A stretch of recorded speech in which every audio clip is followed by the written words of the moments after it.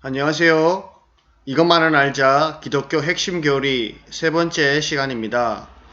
오늘 이 시간에는 하나님은 누구신가 라는 주제를 가지고 같이 공부를 하도록 하겠습니다. 하나님에 대한 교리는 중요하고 또 분량이 많기 때문에 두 주간에 걸쳐서 살펴보도록 하겠습니다. 오늘은 첫 번째로 하나님은 누구신지에 대해서 살펴보겠습니다. 지난 시간에 우리가 계시에 대해서 공부를 하였는데 하나님께서 모든 피조물에게 자신의 존재를 분명하게 계시하셨다고 말씀드렸습니다. 그래서 인간은 스스로 인정하든지 부인하든지 간에 하나님이 존재하신다는 것을 하나님의 계시를 통해서 알고 있습니다. 그러나 하나님의 존재에 대해서 단순히 아는 것으로는 부족합니다. 그분이 진짜 어떤 분이신지, 어떠한 본질과 성품을 가지고 계신지를 알아야지 하나님을 바르게 믿고 섬길 수 있는 것이죠. 하나님을 아는 것보다 신학에서 더 중요한 것은 없습니다. 하나님에 대한 교리는 신학에서 가장 중요한 교리다라고 할 수 있습니다. 하나님을 바르게 알고 하나님을 이해할 때에 성경에 나오는 다른 모든 교리들도 올바로 이해할 수가 있는 것입니다. 오늘 공부할 내용을 먼저 살펴보도록 하겠습니다. 크게 세 가지를 공부할 텐데요. 첫 번째는 하나님의 불가해성입니다. 두 번째는 하나님의 속성인데 속성에는 크게 두 가지 비공유적 속성과 또 공유적 속성에 대해서 공부를 하겠습니다. 그리고 마지막으로 삼위일체에 대해서 하나님에 대한 교리를 공부를 하겠습니다. 먼저 하나님의 불가해성입니다. 불가해성이라는 말에서 우리가 알 수 있듯이 하나님을 완전하게 이해할 수 없다라는 뜻이죠. 우리가 성경을 통해서 하나님에 대한 지식을 어느 정도 알 수는 있지만 그렇다고 해서 그 지식이 하나님에 대한 모든 지식이 될 수는 없다는 것입니다. 우리 피조물은 참신이신 하나님에 대해서 완전히 알 수 없는 한계를 가지고 있다는 것이죠. 그래서 이 불가해성이라는 말은 하나님에 대한 지식의 제한성이다라고 할 수 있습니다. 하나님에 대한 지식을 알 수는 있지만 그것이 하나님에 대한 모든 지식은 될 수 없다는 것이죠. 하나님에 대한 일부분의 지식이라고 우리는 이해할 수 있습니다. 존 칼빈은 이것에 대해서 이렇게 말하였습니다. 유한은 무한을 담을 수 없다. 1리터짜리의 작은 페트병이 바닷물을 다 담을 수 없는 것과 같습니다. 그 크기의 제한 때문에 무한한 그 바다의 물을 담을 수 없는 것처럼 유한한 인간은 무한하신 하나님을 온전히 이해할 수 없다는 것입니다.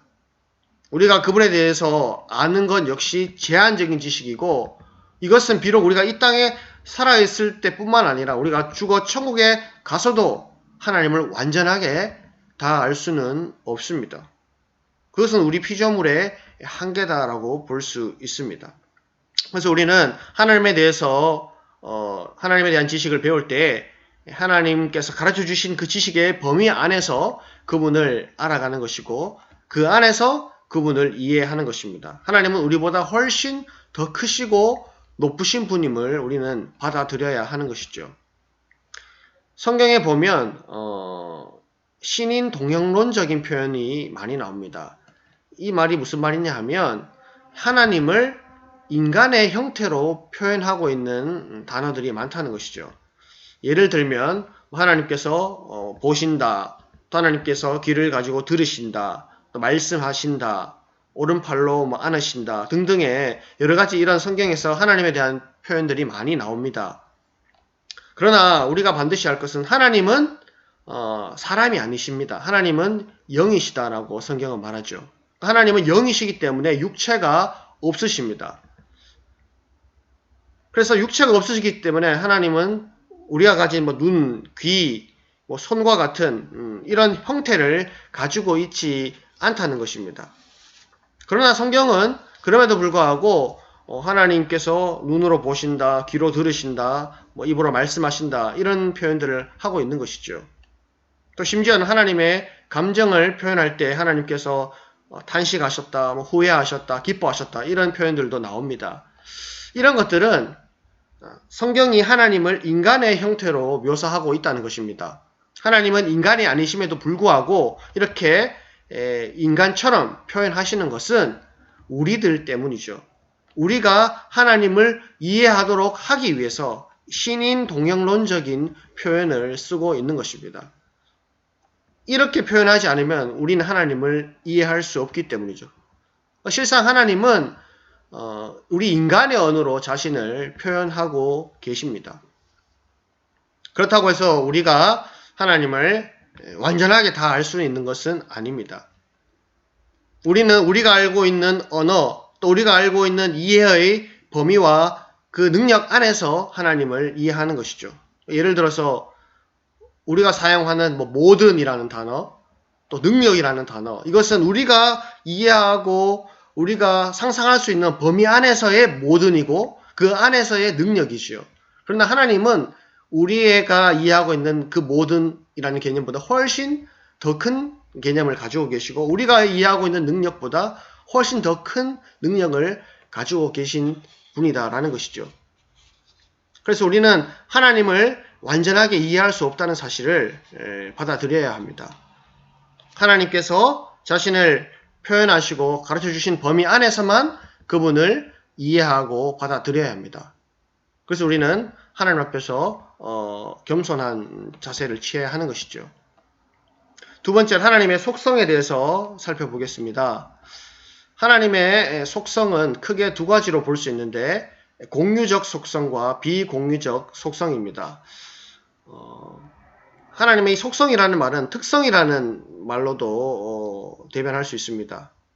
그러니까 이 공유적 속성이라는 것은 하나님께서 인간과 공유하실 수 있는 속성을 말하는 것이고 인간에게도 어느 정도 나타나고 있는 속성, 이 공유적 속성이고 비공유적 속성은 하나님이 인간과는 구별된 하나님만 가지고 있는 독특한 속성을 말합니다. 피조물은 가질 수 없는 하나님만이 가지고 계시는 속성을 비공유적 속성이라고 합니다. 먼저 비공유적 속성에 대해서 보겠습니다.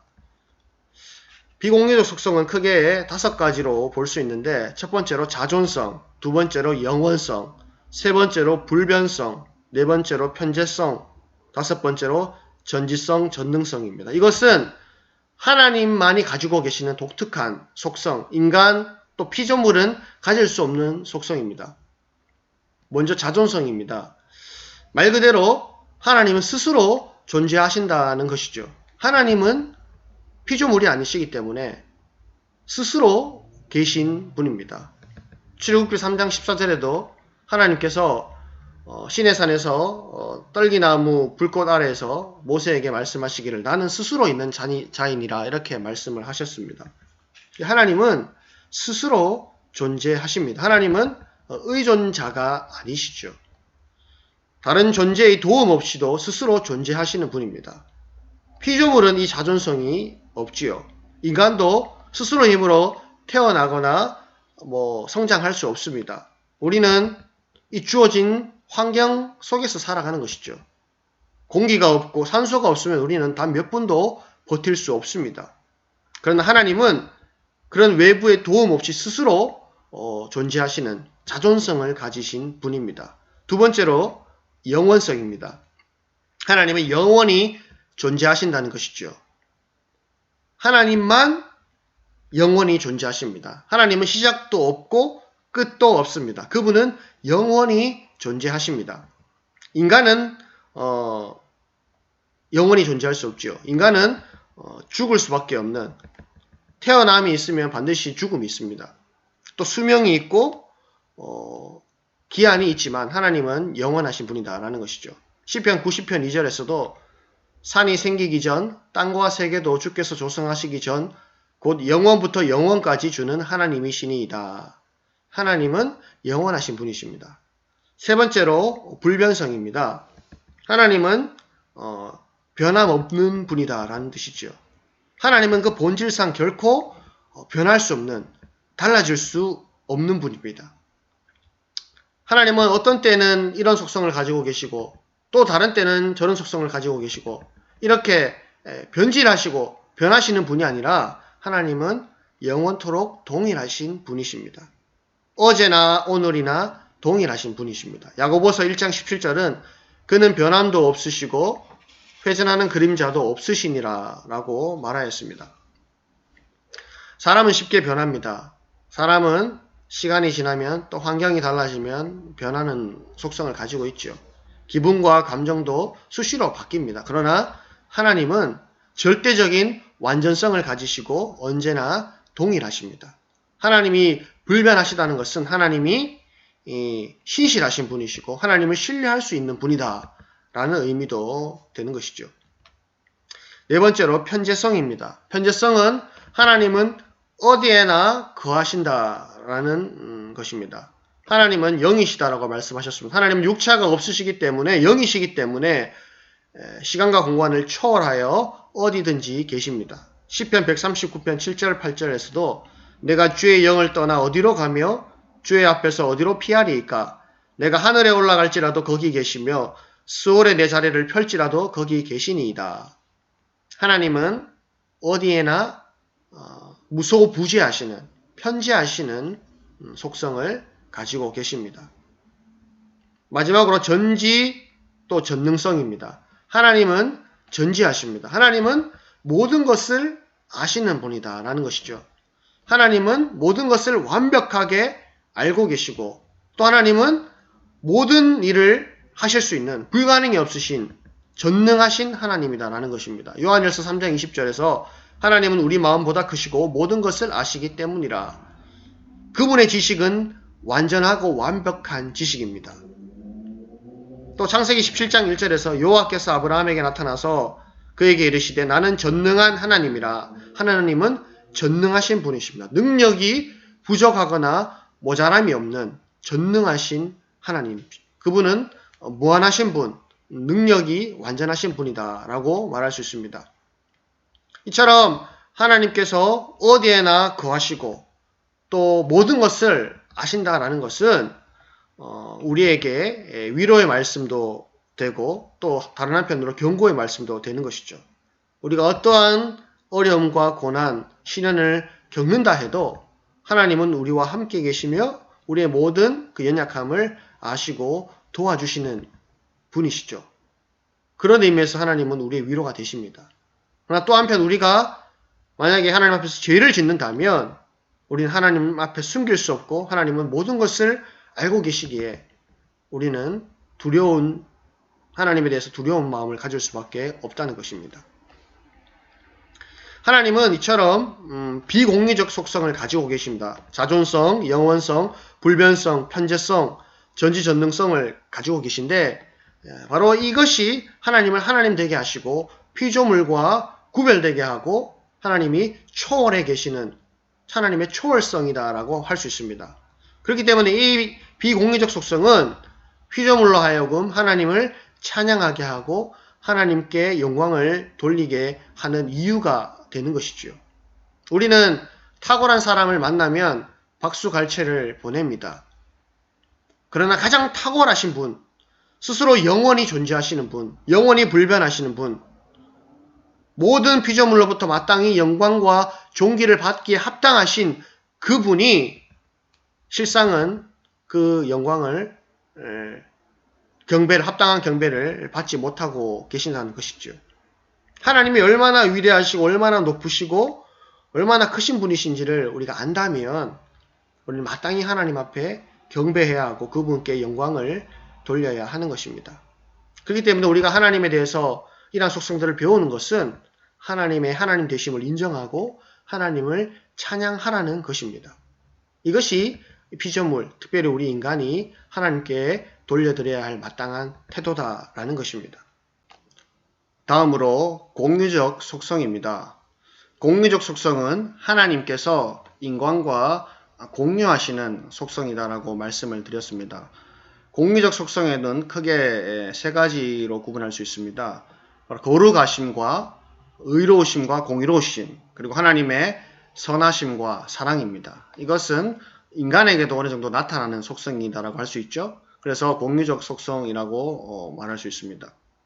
먼저 거룩하심입니다. 거룩하심은 소극적인 의미로는 구별된다, 또 악으로부터의 분리를 의미합니다. 하나님은 죄에서, 악에서 완전히 분리되어 계시는 분이십니다. 그런 의미에서 이 하나님의 거룩하심은 약간 비공유적인 성격도 가지고 있지만 또 이 거룩함에는 적극적인 의미도 있습니다. 하나님의 거룩하심은 완전한 순결하심, 도덕적 완전하심을 의미합니다. 그렇기 때문에 하나님은 우리에게 명령하시죠. 베드로전서 1장 16절에서 내가 거룩하니 너희도 거룩할지어다. 하나님께서 거룩하신데 이 거룩하심은 특별히 십자가 사건에서 분명하게 나타납니다. 하나님은 거룩하시기 때문에 갈보리에서 독생자 예수 그리스도의 대속의 죽음 없이는 우리의 죄를 용서하실 수 없었습니다. 십자가는 하나님의 거룩하심에 대한 가장 숭고한 선포이며 계시다라고 할 수 있습니다. 하나님은 이처럼 거룩하신 분으로서 우리에게 거룩을 요구하십니다. 사실 타락한 우리는 거룩과는 거리가 먼 존재이죠. 그러나 거룩한 영이신 성령께서 우리를 거룩하게 하시고 거듭나게 하셔서 계속해서 성화의 과정을 거쳐서 거룩하게 만들어 가십니다. 우리는 그리스도의 피로 거룩하게 된 존재이고 계속해서 성령을 통해 거룩해져 가는 존재입니다. 그것이 바로 하나님을 닮는 것이죠. 두 번째로 하나님의 의로우심과 공의로우심입니다. 이 의로우심이라는 말은 쉽게 말하면 하나님은 옳은 일을 하시는 분이다라는 것입니다. 하나님은 옳지 않은 일을 하실 수 없는 분입니다. 하나님은 잘못된 일, 잘못된 일은 어떤 것도 하실 수가 없습니다. 또 이 공의로움은 그 잘못된 일에 대해서 합당한 처분을 내리신다라는 의미입니다. 이 의로움과 공의로움은 하나님의 거룩하심을 표현하는 것이다라고 볼 수 있습니다. 하나님은 의로우신 분이시기 때문에 우리에게 의로운 요구를 하시죠.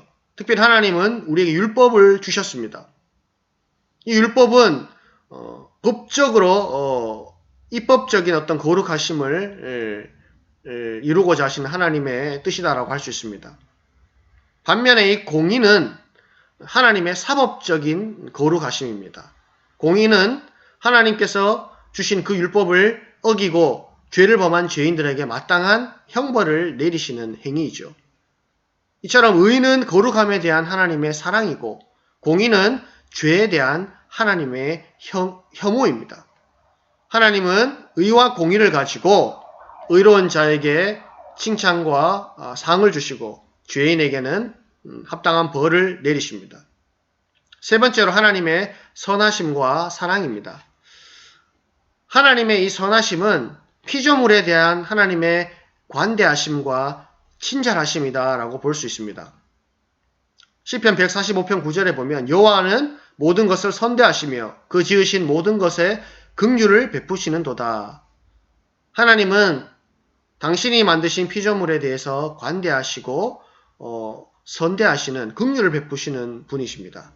사랑 역시 관계적인 용어지요. 하나님은 사랑 그 자체이시죠. 요한일서 4장 16절 하나님은 사랑이시라. 이 사랑이라는 것은 하나님께서 자신을 다른 존재에게 영원토록 전달하시고자 하는 속성입니다. 하나님은 사랑 그 자체이시며 근원으로서 하나님께서 사랑으로 만드신 그 사람들에게 계속해서 자신을 드러내시고 자신을 전달하시는 분이시다라는 것이죠. 하나님은 사람을 만들어 놓고 그냥 외면하고 방치하는 것이 아니라 그 사람과 교제하시며 자신을 보여주시고 자신의 사랑을 드러내시는 분이다라는 것이죠. 그래서 성경에 보면은 자비, 인애, 긍휼, 관용 이런 모든 단어들이 사실은 하나님의 사랑을 의미하는 단어들입니다. 하나님은 자신이 만드신 피조물에게 선하심과 사랑을 나타내십니다. 마태복음 5장 45절에도 하나님께서 그 해를 악인과 선인에게 비치시고 또 비를 의로운 자와 불의한 자에게 내려주신다라고 말씀을 하지요. 이처럼 하나님께서는 피조물에게 차별 없이 대하십니다. 그것이 일반적인 사랑이다라고 볼 수 있습니다. 또한 하나님은 특별한 사랑을 베푸시는데 이것을 은혜라고 말하지요. 사랑을 받을 자격이 없는 모든 사랑에 대한 권리를 빼앗겨서 죄와 형벌에 처해져 있는 그 사람들을 향하여 공로 없이 주어지는 하나님의 선하심과 그 사랑, 그것이 바로 은혜이죠. 그것의 대명사가 바로 예수 그리스도의 십자가다라고 할 수 있습니다. 이제 삼위일체 교리에 대해서 살펴보겠습니다. 먼저 이 삼위일체 교리의 중요성입니다. 이 삼위일체 교리는 먼저 가장 숭고하면서 독특하고 신비로운 하나님에 대한 교리다라고 할 수 있습니다. 이 삼위일체 교리는 어떤 인간도 생각해낼 수 없는 교리입니다. 하나님께서 가지신 아주 독특한 속성이고 하나님만 가지신 신비로운 속성이다라고 할 수 있습니다. 그렇기 때문에 이 삼위일체 교리를 대할 때는 이성적인 접근, 철학적인 접근이 아니라 경외감으로 삼위일체 교리를 대해야 하는 것이죠. 우리의 머리로 이 삼위일체 교리를 이해하고자 하는 것은 잘못된 접근입니다. 그렇게 할 수도 없고 그것은 올바른 접근이 될 수 없는 것이죠. 우리는 삼위일체로 존재하시는 그 하나님을 경이롭게 또 경외감으로 예배하는 마음으로 대해야 하는 것이죠. 이것은 왜냐하면 우리의 지혜와 지식을 완전히 초월하는 신비로운 지식이기 때문입니다. 이 삼위일체 교리는 성경에 명시적으로 나타나 있는 교리는 아닙니다. 성경에 함축적으로 나타나 있습니다. 그래서 교회가 이 성경을 종합적으로 이해하고 고민하면서 발견한 또 깨달은 교리다라고 할 수 있습니다. 구약과 신약에 명시적으로 삼위일체라는 단어가 나오지는 않지만 함축적으로 우리에는 그 삼위일체로 계신 하나님을 알 수가 있다는 것이죠. 예수님께서 요단강에서 세례를 받으실 때 하늘로부터 하나님의 음성이 들렸습니다. 이는 내 사랑하는 아들이요 내 기뻐하는 자다. 하나님의 음성이 들리고 또 세례 받으신 성자 예수 그리스도가 계시고 또 성령이 비둘기같이 예수님께 임하셨죠. 이런 모습들이 바로 삼위일체 하나님에 대한 설명이다라고 할 수 있습니다. 또 마태복음 28장에 예수님께서 제자들에게 지상명령을 주시면서 너희는 가서 모든 민족으로 제자를 삼아 아버지와 아들과 성령의 이름으로 세례를 베풀라 이렇게 말씀을 하셨죠. 아버지와 아들과 성령의 이름으로 세례를 베풀라 분명히 말씀하셨습니다. 또 우리가 매주 고백하는 사도신경 또 고대 교회의 신경이었던 니케아 신경 이런 중요한 신앙 고백의 내용도 삼위일체 하나님, 성부, 성자, 성령 하나님에 대한 고백으로 되어 있는 것이죠. 삼위일체 교리는 성경에서 분명하게 말하고 있는 하나님에 대한 교리입니다. 다음으로 삼위일체 교리의 잘못된 이해를 보겠습니다. 삼위일체 교리는 우리 인간의 지식과 머리로는 이해하기 어렵기 때문에 이것을 자꾸 이해하려고 하다 보면 잘못된 이해로 빠지는 경우가 많습니다. 그 대표적인 게 이제 두 가지가 있는데 먼저 삼신론입니다. 말 그대로 이 삼위일체 교리를 삼신, 세 분의 신으로 이해하는 오해입니다. 하나님께서는 원래 세 분인데 마치 한 분처럼 보인다. 어떤 뜻 안에서 일치가 되어서 한 분처럼 나타난 것에 불과하다라는 주장입니다. 그래서 하나님은 결국 세 분을 말하는 것이기 때문에 삼신론은 삼위일체를 바르게 설명하는 주장이 될 수가 없는 것이죠. 오해. 두 번째로 양태론입니다. 이 양태론은 원래는 한 분인데 새처럼 보이는 것일 뿐이다 라는 주장입니다. 한 분이 다른 모습으로 나타난 것이다 라는 것이죠. 예를 들어서 구약에서는 여호와 하나님, 신약에서는 예수님, 오순절 이후에는 성령 하나님으로 나타난 것이다 라는 주장입니다. 또 예를 들어서 이렇게 설명을 하죠. 한 남자가 있는데 집에서는 아버지고 회사에서는 회사원이고 교회에서는 집사님이다 라는 이런 식의 설명들, 이것이 바로 양태론적인 설명입니다. 삼위일체 하나님을 정확하게 설명하는 개념이 아니죠. 이 양태론은 이 삼위를, 구별된 삼위를 설명하지 못하기 때문에 그것은 잘못된 설명이다라고 할 수 있습니다. 이 삼위일체를 사실 완벽하게 설명할 수 있는 개념은 이 피조세계에는 없습니다. 이것은 하나님만이 가지고 계시는 아주 독특한 속성이기 때문입니다. 그러면 삼위일체 개념의 성경적인 가르침은 무엇일까요? 크게 세 가지로 말할 수 있는데 이 삼위일체는 첫 번째로는 일체성을 말합니다. 하나님은 한 분이시다라는 말이죠. 그래서 삼신론을 거부합니다. 신명기 6장 4절에서 우리는 잘 알죠. 이스라엘아 들으라 우리 하나님은 오직 유일한 여호와시다 라고 말씀합니다. 또 고린도전서 8장 4절에서도 하나님은 한 분밖에 없는 줄 아노라 이렇게 말하고 있습니다. 하나님은 세 분이 아니고 오직 한 분이시다 라는 것이죠. 두 번째로는 구별되심입니다. 하나님은 성부, 성자, 성령으로 구별되신다라는 것입니다. 삼위로 구별되신다. 구별된 세 위격이 존재한다는 것입니다. 창세기 1장 26절에 보면 하나님께서 사람을 창조하실 때 이렇게 말씀하십니다. 우리가 우리의 형상을 따라 우리의 모양대로 사람을 만들자 이렇게 말씀하시죠. 여기서 우리라는 복수의 단어를 쓰셨습니다.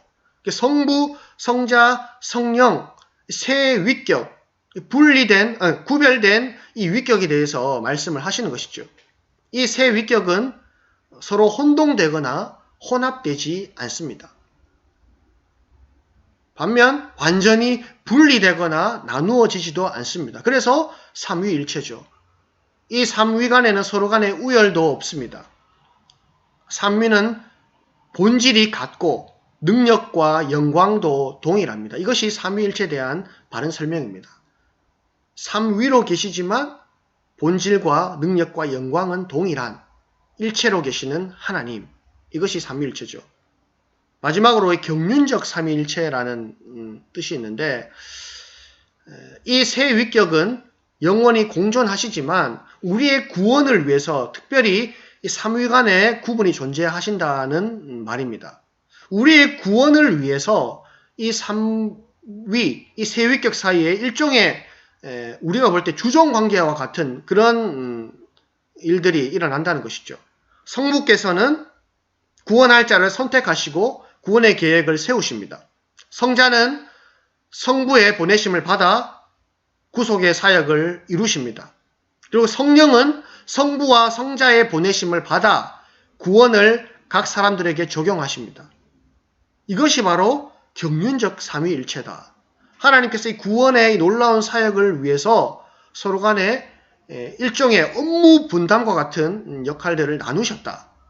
그러나 그렇다고 해서 이 삼위가 완전히 분리되어서 삼체가 되는 것이 아니라 그럼에도 불구하고 일체로 단일성을 가지고 모든 목적과 그 실행을 함께 이루어 가신다라는 의미가 바로 경륜적 삼위일체다라고 말할 수 있습니다. 오늘은 하나님이 누구신지에 대해서 공부를 하였습니다. 하나님은 사실 우리 피조물이 완전히 이해할 수 없는 크고 높고 위대하신 하나님이십니다. 우리는 그 하나님 앞에 겸손한 마음을 가지고 성경에서 말하고 계신 그 하나님에 대해서 그 하나님의 속성, 비공유적 또 공유적 속성을 배우고 그것을 가지고 결국에는 하나님을 바르게 섬기고 예배하는 대로 나가야 한다는 것입니다. 우리는 이것을 늘 잊지 말아야 합니다. 하나님을 배우는 목적은 단지 지식을 채우는 것이 아니라 하나님을 바르게 섬기고 올바르게 경배하고 예배하기 위해서다라는 것이죠. 이번 한 주도 내 삶 속에서 살아계신 그 삼위일체의 하나님, 그 하나님을 온전히 경외하며 예배하며 살아가는 저와 여러분이 될 수 있기를 간절히 소망합니다. 이상으로 강의를 마치겠습니다. 감사합니다.